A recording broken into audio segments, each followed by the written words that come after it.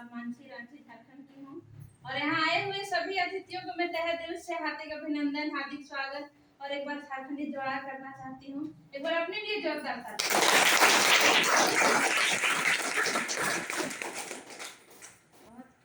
Thank you कि आप लोग इस तरह का वेलकम किए और इतना समय दिए। और इस बिजनेस से पहले मैं क्या करती थी, क्या जानना चाहेंगे? Yes ma'am. तो इस बिजनेस से पहले मैं जब शुरू में इस बिजनेस को हमको दिखाने आए थे तो बिल्कुल समझ में नहीं आया था।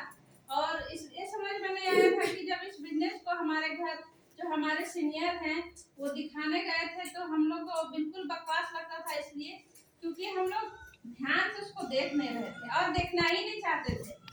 शुरू में जब मेरी गांव की देवरानी है और रिश्ते में भली पुता लगती है, वो लोग जब मेरा घर आई, और बहुतों के साथ ऐसा होता होगा, मेरा घर जब वो लोग आई तो खुशी हुई कि चलो आज मेरा घर में मेहमान आ रही है, ताकि खुश हुए। लेकिन जब पीछे पीछे जो हमारे अपलाइन हैं, अभी आए नहीं हैं, नेक्स्ट टाइम आएंगे, वो उनको जब देखी इस तरह का ड्रेस में तो लगा कि ओ अच्छा ये कंपनी वाला लोग है, जुड़ने वाला लोग, मतलब आदमी को ठगने वाला।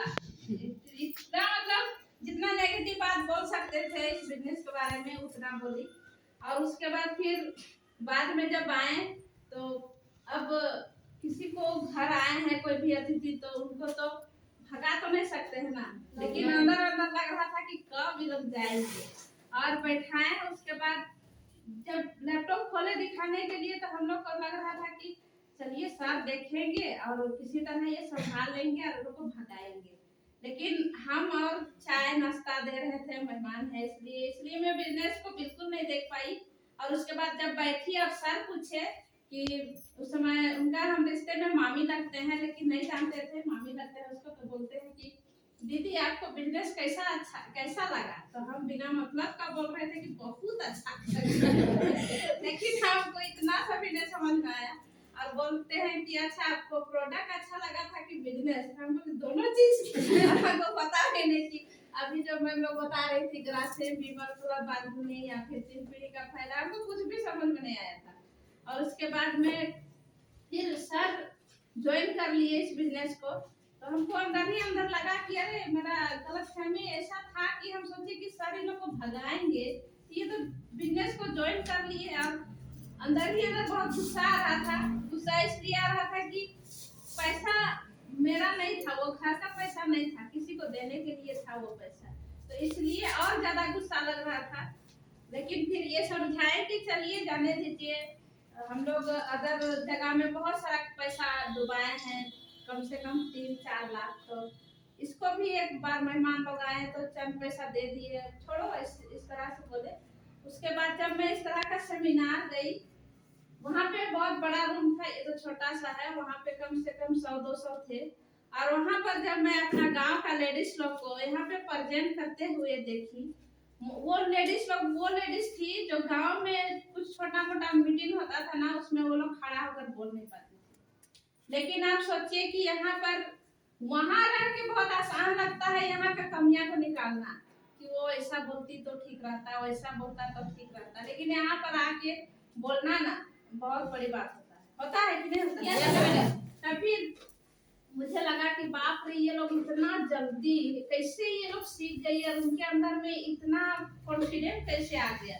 तब फिर मैं ये बिजनेस को धीरे धीरे समझने का कोशिश करने लगी। उसके बाद फिर एक बहुत बड़ा प्रोग्राम था रांची में, उसमें हजारों का भीड़ था। वहां पर वो लोग को इस तरह से स्वागत करके ला रहे थे, लोग फ्लैग पकड़े हुए थे किनारे किनारे, बहुत सारा फूल माला वो लोग को पहना रहे थे, गजा बजा के साथ डांस के साथ वो लोग को ला रहे थे।